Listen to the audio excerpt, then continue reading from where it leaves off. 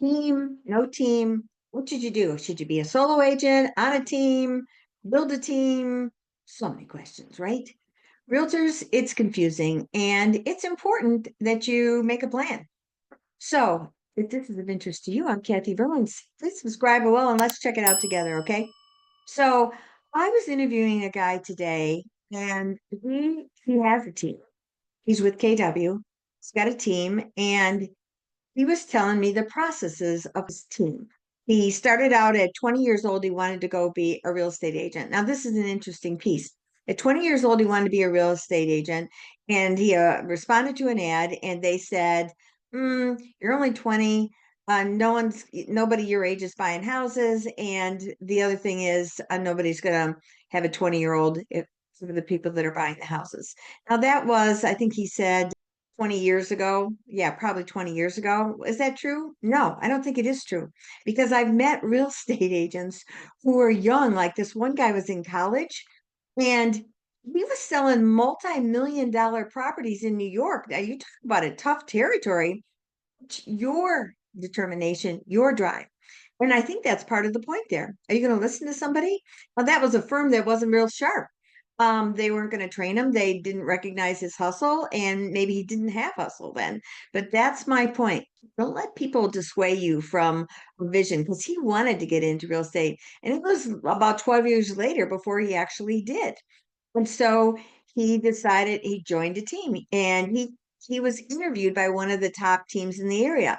He said everybody was willing to take him at their firm because a lot of these, especially franchises, they just want the bodies because they kind of churn and burn. It's very common in this industry. 80% of the agents leave in the first 2 years. Why? Because they're typically not trained. You go get your license and you're just out on your own. It's crazy talk, right? Well, this was the top team in his area. He's in Grand Rapids, Michigan, and it was the top team in the area. And they said, "We don't know if we want you yet. You're going to go through an interview process. We're going to see if you're a fit or not." And I thought that was really smart on the team's part because it's expensive to bring somebody on, especially a team. So it was a team within a company, right? And so the team takes you on, and I'm on a team. I'm on LePage Johnson team, and it's expensive for them. And they go through agents themselves because this is an interesting industry. You do have to have grit, and you've got to be able to treat it like a business. Everybody thinks we're just driving cool cars and making lots of money, and it's not hard. It's really hard. Anyway, so his story was just really interesting because as it went on, he learned from the team, but he also saw the mistakes of that particular team. And it ended up being sold off to another company and stuff. And he was hung with them for a bit. And then he went on his own. And I think he's at KW. Yeah, he's at KW. And so he started his own team. Some of those members from the team, they said, "Let me go with you. We like how you do things." And so he created systems. Man, that's important, right? If you're going to run a team, you got to have systems. Honestly, if you're a solo agent, you got to have systems. And it didn't used to be that companies were very collaborative. And I'm feeling that that's his mission. He wants to be collaborative. The agents learn, and how he's designed his team is much like ours. We have an office manager for the team. We've got a TC who handles the paperwork. We've got a marketing division that does the marketing. And for that, we play splits. And there's a piece that you give up. Whereas if you're a solo agent, it's all on you unless you're hiring people. And you may not have splits, but you still have expenses, right? So not one way is right or another. And that was a good point that he made. He wanted to reference a book that you would go read about it and stuff. Me, I have to disagree on that piece. I think it's ChatGPT where you go in and you say, "Here's my style. Ask me questions about how I want to run my business. What's the best way for me to do it based on my personality style, my vision, my goals?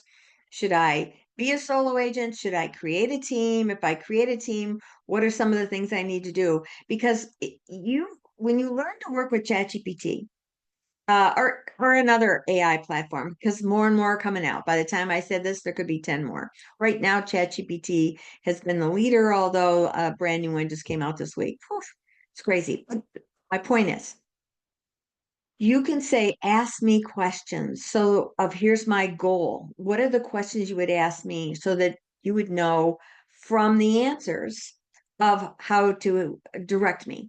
Do I need to be a solo? Should I be a team? If I am a team, what are the pieces that I need to do based on experiences of other teams? And you prompted of who it is, how it knows it, what it is. You want to know its sources. That's really important because it could be off a blog. That's not where you want your information from. So you can also supply it information. You can upload it. This is the paid for version, not the $200 a month, the $20 a month. And this is a window in time. This is January 2025. So that's what I'm paying a month. And it's so worth it. Um, so anyway, you can design it all based on what you need. And there's different style teams. So he built his, and I love what he did. He gives credit to the agent who's listing. They come first in the MLS. And I love that he did that because not every team does that. They have the team as the primary person, and they have the one who's actually got the deal as the secondary, and that has to be put in the remarks, so you know. So you lose some credibility, and not necessarily credibility, but you lose rankings with companies and things like that. So I like that he put that top of the list for his agents. His focus is really, how can I empower you? He does a whole social media thing for them. He hires the videographers. He does the YouTube channel. And he markets them individually. Our team does very similar to that too. Not on a YouTube channel per se, but if we went out and said, if I went out to my team leader and I said, "Hey, I want to be on the channel and I'd like you, have my marketing for these different areas," I know they would do that because they know that in order to keep people on your team, you need to help empower them and make them feel part of the team. That it's a family, it becomes a family, and so that's a big deal. And then I met this guy, Robert. He's out of California, very high-end area. We met him at a convention, and he was also with KW. And he was telling me he did this massive number of deals, like 200 deals, and hundreds of millions of dollars. And he said, "Yeah, it's just me." I go, "No, no, it's not. It's humanly impossible." And what he told me was that he had a marketing person, he had his assistant, he had multiple showing people. He had they were showing agents, not buyer's agents. So he paid them a salary as a showing agent. And for the listings, he had the person who would go out and do the staging and get all that done.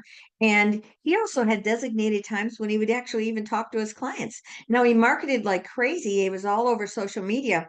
So his presence was there. But he also, when he met with his clients, he said, "This is my protocol. This is how I run my business. You will be well served. You will have this whole army of people working for you." And I loved how he did it. And so there isn't one way that fits everybody, but he was the only agent that was doing those kinds of numbers. So the luxury people in that area wanted him, because imagine if you did 200 homes and you're killing it and you're knocking those out, that's the guy you want because all the marketing was around him. And that was pretty brilliant. He also did come to EXP because even though he was in the top 100 with KW, that's where I met him. He was being introduced to EXP at that event, and he saw that he could do so much more net, so much more in his pocket. He could do the residual income, he could have the stock, he could do it global, and he had a database. This is something I've been touching on a lot. He has a database of high-end clients who don't just buy in one area. They like second homes, even third homes. So he's able to work that globally. This is what I'm talking about, people. It isn't a cookie cutter business. You need to figure out what's your niche and do that piece of it. It's not where the mindset of, "I'm going to be a realtor forever. I'm going to work with buyers and sellers. I'm going to hope that I just end up working with sellers because that's really where more money's at. I'm going to hope that I build a referral business by staying in touch and building that. I'm hoping that I don't have to buy leads, but hope doesn't cut it. You got to be on purpose. And the beauty of EXP, which I will highlight here, is that it offers so much. I was talking to this one guy, I was on his podcast earlier this week, and he said, I like my own little tight circle. We did 50 million this last year, and I'm afraid that if I get too diversified, that I won't I'll spread myself too thin and I won't be strong in another. And his buddy that was sitting there with us said, well, we could just add a division that did that. And I said, now that's thinking, right? That's thinking because you can handle your niche of that piece, but you have got clients who, especially this guy, he did 50 million with his small team. He's well respected and known in the area. He's known and well respected in the area. So his clients are going to trust him. And if he said, hey, we've got a global division opening up, and we would love to help you find your properties, your second homes in other countries with our connections. Are you interested in that? Yes. And he's not necessarily doing it. Maybe it's the weekly newsletter that he does. There's so many ways to do this business. It's not cookie cutter. And there's so many ways that can do it to fit your personality. So this is where ChatGPT comes into play. Again, you can have ChatGPT help you with the whole idea of the team, but you can also help it have the idea of how you run your business. Say, I need systems. I'm a mess. I need systems on time management. Who's going to do what? Help me draw out a whole map of how to make the vision that I have based on these other sets of questions about where I'm going. How do I do it? Let's lay out a whole protocol. Let's lay it out. Who do I need to hire? How do I need to lay out my day? All those pieces. And it'll help you. Now, do you have to tweak it periodically because you've got to train it who it is? Yes. And the more you get involved with ChatGPT and learn AI, make this a part of your business. That was one thing I noticed this last guy. He wasn't seeing it as the need that he thought that he had to. Oh, it's so big, guys. It's so big. And if you aren't incorporating it to save you time, to save you money, to be some of the people that you might have hired before because of the way that it's evolving, because it's going at such rapid fire, you're going to be able to do so much. It's not going to replace you per se. You will replace the realtors that are not doing it. And that's what I saw with a couple of the people that I was talking to this week. If they don't bring this more into their business, it could rocket ahead of them, which would be fine. But I'm a real believer in we all can win. And that's why I share this information. So I'm hoping that you can win too. I hope that you picked up some of this information of how you use ChatGPT to ask questions. Have it ask questions of it by saying, how do I do this? And say, would you ask me 20, 25 questions so you get to know me of what I'm trying to do? Then you answer it. You answer it all at once. Like number one is this, number two is this, number three is this. You don't space it out all at once. It's one quick way to get it back. And then say, do you have any more questions for me? And say, okay, now that you know me and this sounds good, let's make a plan. Let's do this, figure it out. What's best for me based on what you know? Where should I run my business? How should I run my business? Now break down my systems. It will help you. It will save you so much time. I did my 2025 business plan in about, shoot, I think maybe tops 35 minutes instead of going to all these classes of how to do your business plan and how to lay it all out. No, it was easy, easy, easy. You can have easy too. So if you like this, please subscribe below, share it with your friends, and stay tuned for more. And please make comments below. Ask me questions. Say, Kath, I don't know how to do that question thing with ChatGPT. How would you structure the prompt? I'll share that with you. I like helping.